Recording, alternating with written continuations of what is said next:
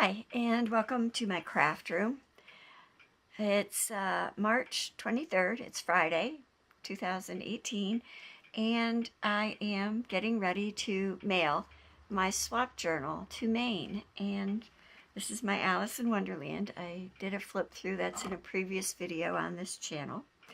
And it's looking pretty awesome. So if you'd like to see that flip through, go ahead and watch that previous video. But right now I'm getting ready to mail this, and my swap partner and I this time have agreed that we're not sending extras, we're just going to send the journal. But before I wrap this up and call it done, I want to make a little card, this is an artist trading card size, and it's pre-cut from watercolor. So I have my Koi pocket field sketch box by Sakura, and if you open it up, it's got the mixing tray, and then it has pans of watercolor, and it comes with a water brush. And right now I've got the plug in it because this one actually comes apart for storage and travel. So let me take the plug out of it. I really don't know what I want to do. I just want to put some color on this card to start with. So I'm just going to screw the brush top on this pen. Take the cap off, and you can see it's, I hope you can see, it's a pretty decent brush point, and it holds its point really well. It's nylon. Let me push a little. I've got my paper towel here. I'm also preparing to show how I journal and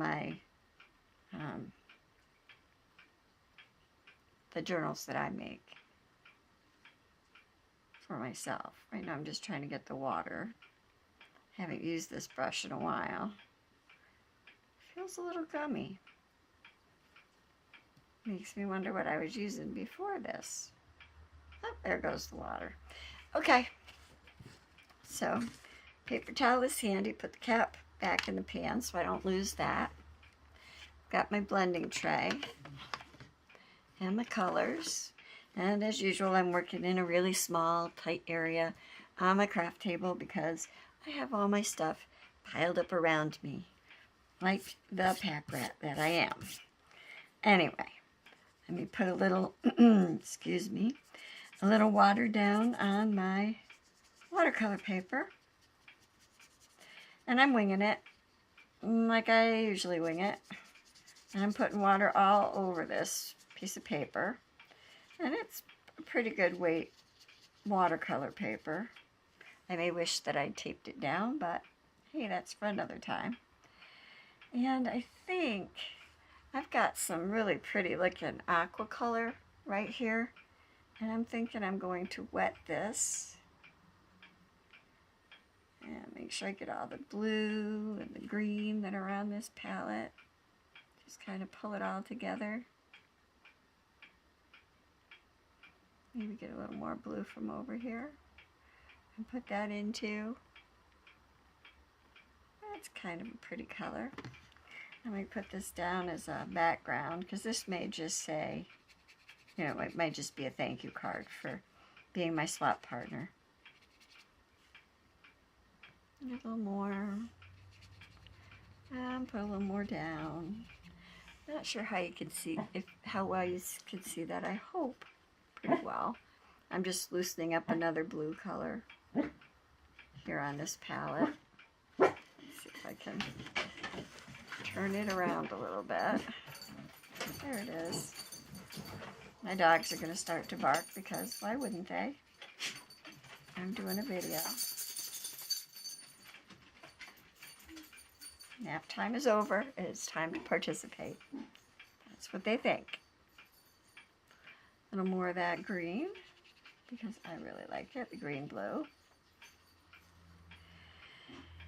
And a little more of this blue.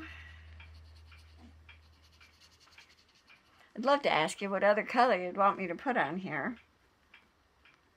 And I know lots of people like purple. So maybe I will go and see if I can find a good purple here. Yeah, it's kind of more of a blue. Yeah, we'll try a little darker blue and put some in over here. It's a little bit purple. Yeah, I guess that's purple.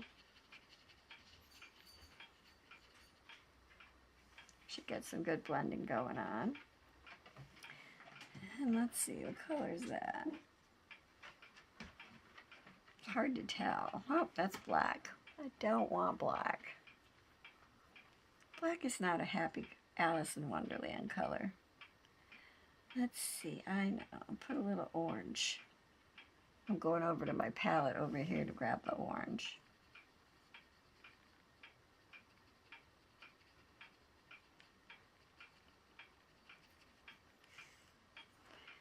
And wipe that off. Maybe get a little Lish Yellow right here, right in the middle of my palette. Work it over into that green a little. Put that down here by the, taking a chance, putting it by purple. Let's see, maybe a little more purple, because that wasn't much purple. I'll put that up in here. Oh, that looks like the blue.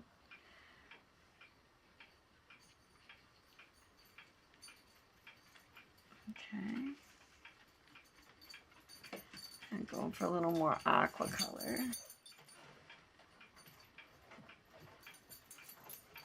Okay, so I've got some color on there. And this is just a water bottle.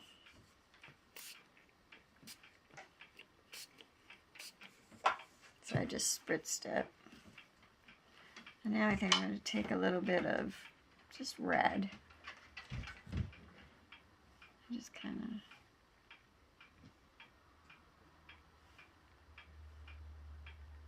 dot it down in here.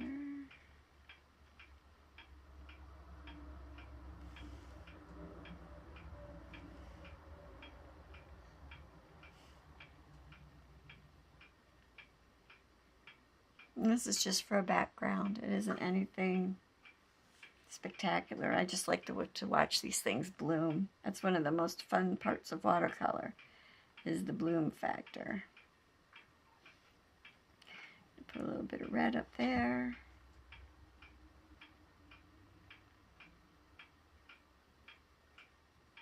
Maybe run it back towards the orange a little.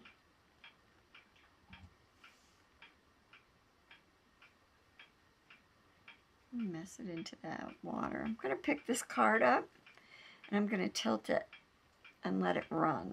So let me pull my paper towel over and just let it run. Oops, can't see what I'm doing. There we go.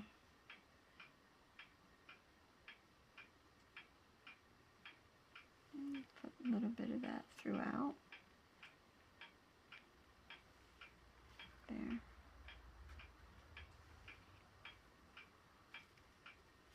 I have my brush off a little bit. I'm just gonna squirt that bottom edge because I don't really want it to be gray. Just kind of tap it off. Kind of like making Easter eggs. And try to get my specialty dog fiber out of there. Maybe put a little bit more of this blue down in here.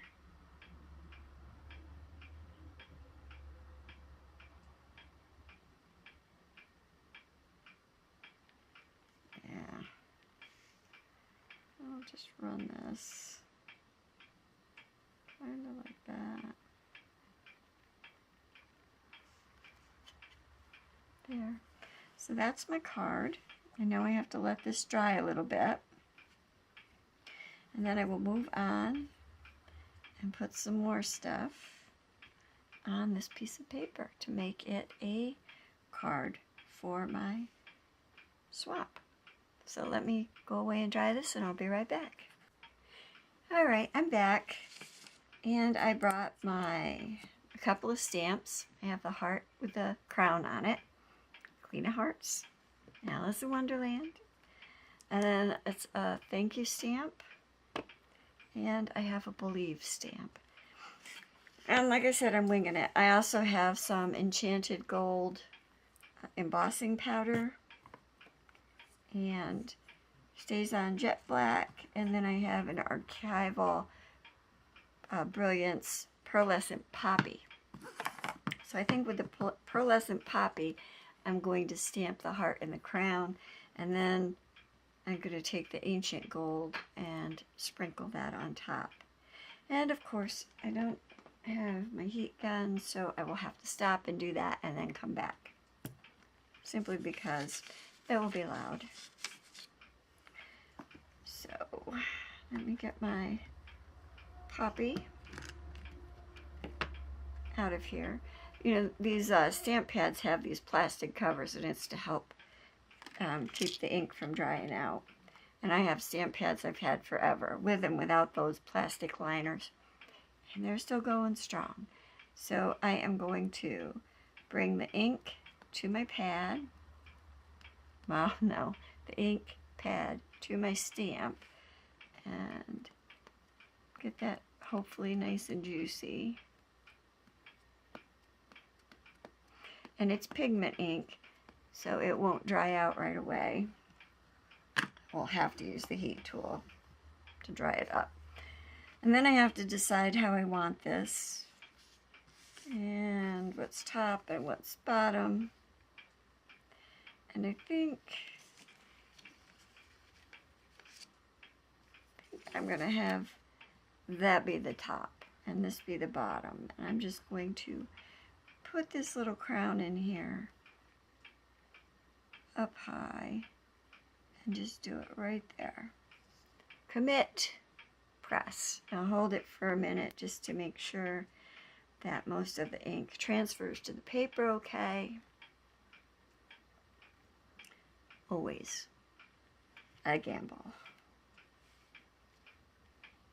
Ah, that looks really good. Let me turn that around so you can see it. Okay, and I will put my stamp over there to wash. And let me get my glitter out.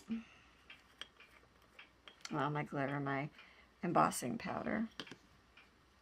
And I do have a tray with a funnel to do this, and 9 times out of 10, most of it I want to get right on the crown.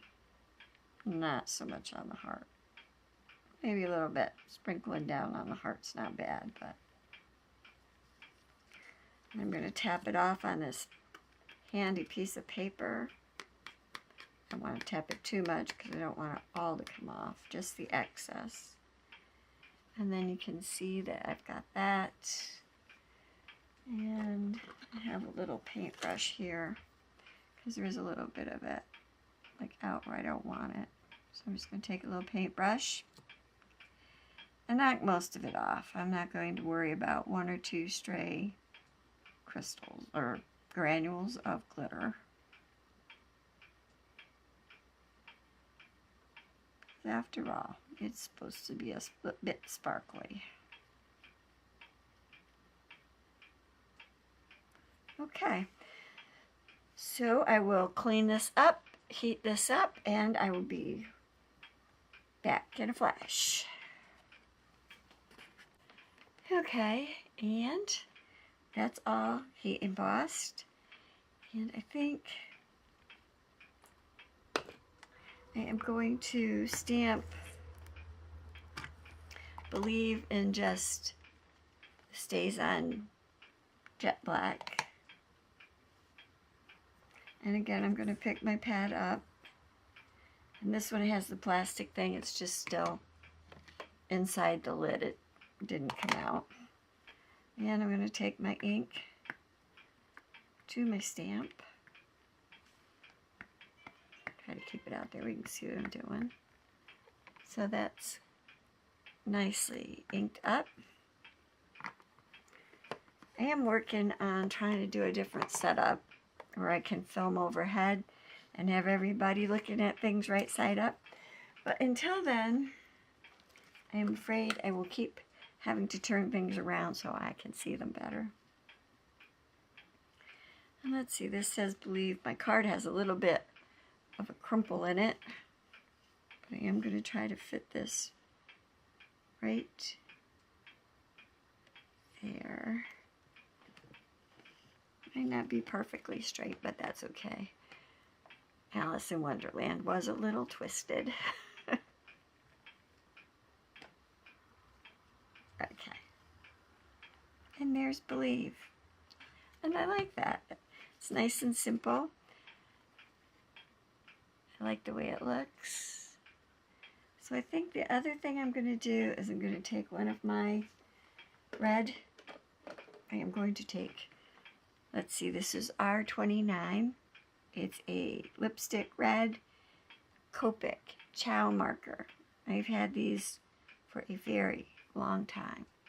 They have chisel tips, medium chisel tips on one end, and then they have this gray line which shows where the brush marker is. And I've had these 4 years and they still work. So if you've thought about alcohol markers, I think they're a great thing to use. I mean, Sharpies are alcohol markers, so you don't have to spend a lot of money to get alcohol markers. And all I'm doing is taking my marker and running it along the edge. And if you note, I have the front facing you and my marker's coming at my card from the back. That way, if my marker slips, it won't mar the front of this card. And it gives me the opportunity that if I make a mess on the back, I can put another piece of paper back there. And like that. I just put a little bloop on there, but I'm not going to let that bother me. But if it had been facing the other way, it would have been on the front of my card. And that I would have been a little upset about. Although, I would have probably just put something on top of it, and it would have all been good. So that's that. So I'm just going to turn my card over, and I have my chisel tip. And where I had my little bloopy accident, I'm just going to take my chisel tip now and run that along my edge. And my little blip will become part of the framework in the back.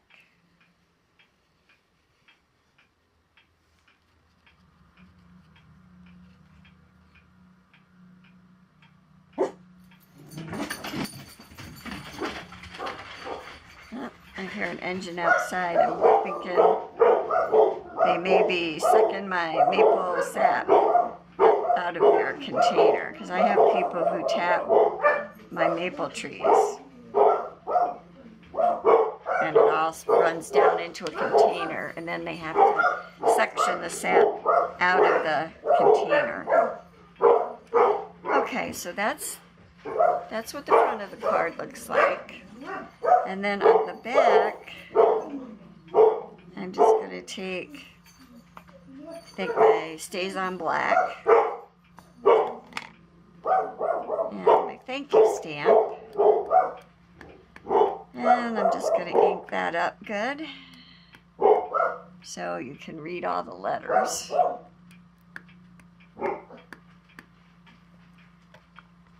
I do usually store my stamp pads upside down also, so that the ink stays in the sponge. I think that helps. Now I just have to verify which is the top. Okay, so the top is here towards you. And then this says thank you. And I am just going to put that right there. Stamp that down good, giving the ink time to go into the paper. I'm going to lift it straight off. Yeah, not too bad. Okay, so I may take a black marker and go over that just a little bit. Let's see, do I have a black one? Black is always my tough one. Okay, this is 100, and it's black. I'm going to go to my brush tip and very lightly just kind of go over it a little bit.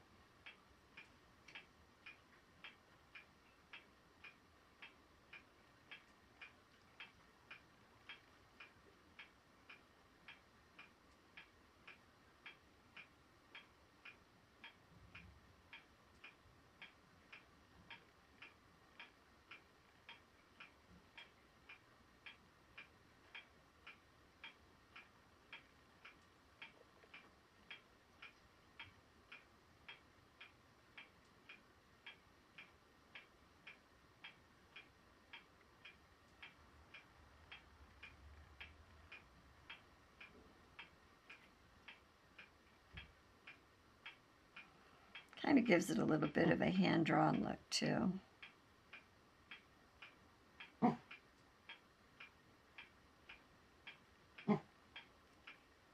Kind of bleeding out into my paper, but that's okay.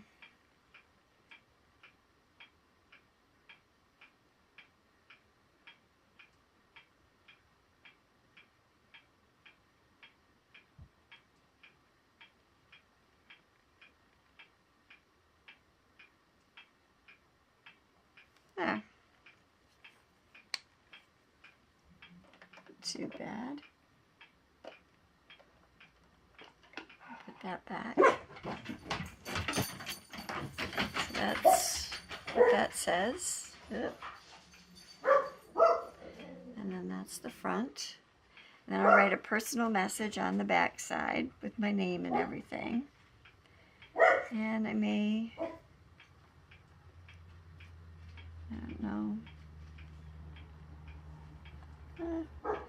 I don't know, I may find a few little things to put on the front. I don't know. I kind of like it simple like that.